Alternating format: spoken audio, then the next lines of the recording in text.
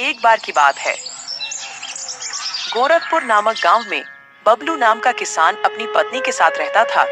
उसके पास में 2 बैल और अपना एक छोटा सा खेत था, जिस पर बबलू रात दिन मेहनत करके खेती करता था। तब कहीं जाकर बबलू खाने जितना अनाज उगा पाता। बबलू गरीब होने के साथ साथ ईमानदार भी था। बबलू की पत्नी हमेशा अपने भाग्य को कोसा करती थी। न जाने किस जन्म के पाप भोगने पड़ रहे हैं, जो इतनी गरीबी उठानी पड़ रही है। न जाने ऊपर वाला अपनी किस दिन सुनेंगे। अरे आरती, हम अपने कर्म के अलावा और कर भी क्या सकते हैं? देना या ना देना, ये सब तो ऊपर वाले के हाथ में है। अपने सोचने से क्या होगा? हाँ जी, आप कह तो ठीक रहे हो, मगर 2 साल से हमारे गांव में ठीक से बारिश नहीं होने के कारण हमारी फसल खराब हो रही है गांव में। बाकी किसानों के पास तो गाय भैंस है, जिससे उनके घर का तो गुजारा चल जाता है, मगर अपने पास तो केवल एक छोटे से खेत के अलावा कुछ भी नहीं है। और बारिश नहीं होने के कारण उस खेत में भी फसल नहीं हो पाती। नहीं, इस बार भी क्या होगा? हाँ, ये बात तो तुम सही कह रही हो। पिछले बार से ठीक से बारिश नहीं होने के कारण फसल बर्बाद हो रही है और अब तो कुएं भी सूखने लगे हैं। उनमें भी पानी अब कम बचा है। पता नहीं इस बार खेती में क्या होगा, ये तो ऊपर वाला ही जाने। चलो भाग्यवान, अब मैं चलता हूँ। बबलू हर रोज की तरह अपने दोनों बैलों को लेकर अपने खेत की ओर निकल पड़ता है। बबलू भले ही गरीब था, मगर बहुत ईमानदार था। वह दूसरों का भला ज्यादा सोचता था और वह हमेशा अच्छे कर्म करने की समझ रखता था। और फिर बबलू खेत पर पहुंचकर खेत पर मेहनत और लगन से काम करने लगता है। फिर थोड़ी देर बाद, अरे आज तो बहुत गर्मी हो रही है। मैं तो इतनी धूप में काम करने के बाद अब थक गया हूँ और मुझे अब भूख भी बहुत लग रही है। और अब तो मेरे यह दोनों बैल भी थक गए हैं। एक काम करता हूँ, मैंने अपने आधे खेत की तो जुताई कर ली है और आधे खेत की जुताई अब मैं कल कर लूंगा। मेरे ये बेचारे बैल भी थक गए हैं। चलो चलो, अब हम घर चलते हैं। बबलू खुद से ज्यादा अपने बेलों का ख्याल रखता था। वह अपने बेलों से ज्यादा काम नहीं करवाता और बबलू अपने घर पहुंचता है। अरे ओ भाग्यवान, भाग्यवान, आज धूप में काम करते करते मुझे बहुत तेज भूख लग रही है। जाओ जाओ, तुम घर में जो कुछ भी है वो जल्दी से लेकर आओ, जब तक मैं अपने दोनों बेलों को चारा डालकर आता हूँ। जब तक तुम खाना परोसो। बबलू अपनी पत्नी से इतना कह ही रहा था, तभी बीच में उन्हें एक आवाज सुनाई देती है। वह दोनों पति पत्नी बाहर निकलकर देखते हैं तो वहाँ एक साधु बाबा उनके घर के बाहर भिक्षा मांगने के लिए खड़े होते हैं।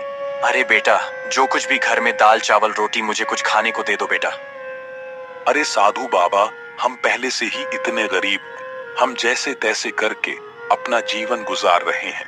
ऐसे में हम तुम्हें कहाँ से खाना दें? गरीब बबलू की स्थिति देखकर बाबा जी समझ चुके थे और बोले, कोई बात नहीं बेटा, कोई बात नहीं, ठीक है बेटा, अब मैं चलता हूँ। मैं किसी और के घर से भिक्षा मांगकर खा लूंगा। अरे आरती, अपने घर में बाबा को देने लायक कुछ भोजन है क्या?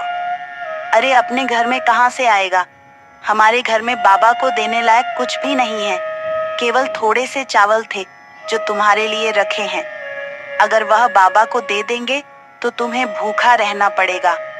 रुकिए बाबा, भाग्यवान, जाओ, जो मेरे हिस्से का भोजन है वह जाकर बाबा को ले आओ। मगर फिर तुम क्या खाओगे अगर बाबा को तुम्हारा भोजन दे दिए? फिर घर में एक अन्न का दाना तक नहीं है, तुम्हें भूखा रहना होगा। आरती, तुम उसकी चिंता मत करो, मैं तो भूखा रह लूंगा, मगर बाबा को मैं अपने घर से भूखा जाने दूंगा तो मेरे गले से वैसे भी खाना नहीं उतरेगा। जाओ, तुम बाबा के लिए वह भोजन ले आओ। बबलू की पत्नी बबलू की बात के अनुसार बबलू के हिस्से का खाना बाबा को दे देती है। धन्यवाद बेटा, धन्यवाद। भले ही तेरे अभी बुरे दिन चल रहे हैं, मगर ऊपर वाला सब देख रहा है। वह तेरी एक दिन अवश्य सुनेगा बेटा, सब्र रख। हर रोज की तरह सुबह को बबलू आज भी अपने 2 बेलों के साथ खेत की ओर चल जाता है। बबलू अपने खेत की जुताई कर ही रहा था तो फिर इतने में एक अमीर व्यक्ति बबलू के खेत से गुजर रहा था तो वो बबलू के पास आकर कहता है, अरे भाई, यहाँ आसपास कहीं पानी मिल सकता है क्या? भाई साहब, यहाँ से कुछ ही दूर पर एक कुआं है, आप वहाँ जाकर पानी लो। अरे भाई, तुम बड़े मेहनती दिख रहे हो। तुम इतनी मेहनत क्यों करते हो? जरा देखो तो कितनी गर्मी हो रही है। भाई साहब, मैं अपने और अपनी पत्नी के लिए 2 वक्त के खाने के लिए इतनी मेहनत करता हूँ। अरे तुम इतनी मेहनत करने के बावजूद अभी तक गरीब के गरीब हो। तुम तो अच्छे काम करते हो, तो भी तुम गरीब हो। मुझे तो नहीं लगता है कि कर्मों का फल मिलता है। नहीं नहीं भाई साहब, मुझे पूरा विश्वास है, ऊपर वाले के घर पर देर है मगर अंधेर नहीं। जो अच्छे कर्म करेगा उसे अच्छे कर्म का फल जरूर मिलेगा, भले ही देर से मिले मगर मिलेगा जरूर। शायद मुझे अभी नहीं मिला मगर एक दिन जरूर मिलेगा। बबलू की बात सुनकर अमीर आदमी हंसता है और वहां से चला जाता है।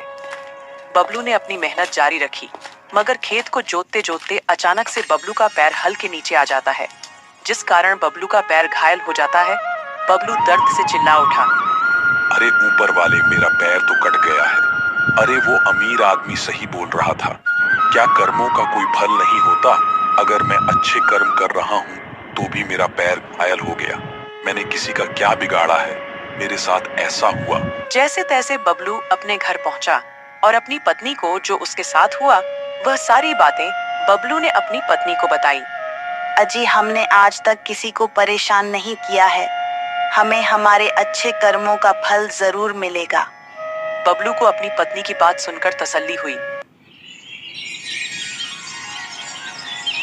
अगले दिन बबलू जख्मी होने के बाद भी अपने दोनों बैलों को खेत की ओर ले जाता है। अरे अभी तक बारिश तो आई नहीं, अब फिर मैं अपने खेत की सिंचाई कैसे करूंगा? चलो एक काम करता हूँ, अपने खेत के कुएं में जाकर देखता हूँ उसमें कितना पानी है। अगर उसमें पानी हुआ तो अपने खेत की सिंचाई करूंगा। बबलू अपने खेत के कुएं के पास में जाता है।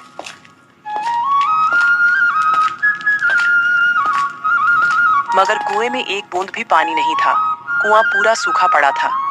ये देखकर बबलू उदास हो जाता है। अरे मेरा खेत का कुआं तो पूरी तरह से सूख गया। अरे ऊपर वाले, ये कैसी परीक्षा ले रहे हो? घर में अनाज का एक दाना नहीं और अब तो मेरा कुआं भी सूख गया है। इस बार खेती में कैसे करूंगा? ऊपर वाले, एक काम करता हूँ, मैं अपने कुएं के अंदर जाकर खुदाई करके देखता हूँ, क्या पता पानी निकल जाए। हे ऊपर वाले, कृपा करना। इतना कहकर बबलू कुएं के अंदर उतरकर खुदाई शुरू करता है।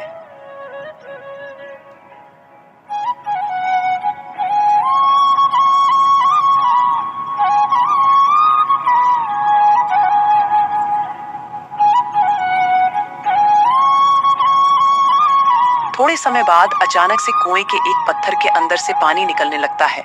ये देखकर बबलू हैरान हो जाता है। अरे वाह, मुझे तो अपनी आंखों पर विश्वास ही नहीं हो रहा।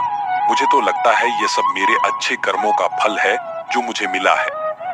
आरती सही कह रही थी कि हमें हमारे अच्छे कर्म का फल अवश्य मिलेगा। ऊपर वाले ने मेरी सुन ली। इस पानी से तो अब मैं अपने खेत की सिंचाई अच्छी तरह से कर सकूंगा। बबलू की खुशी का कोई जवाब नहीं था। बबलू पानी को देखकर बहुत खुश हो गया।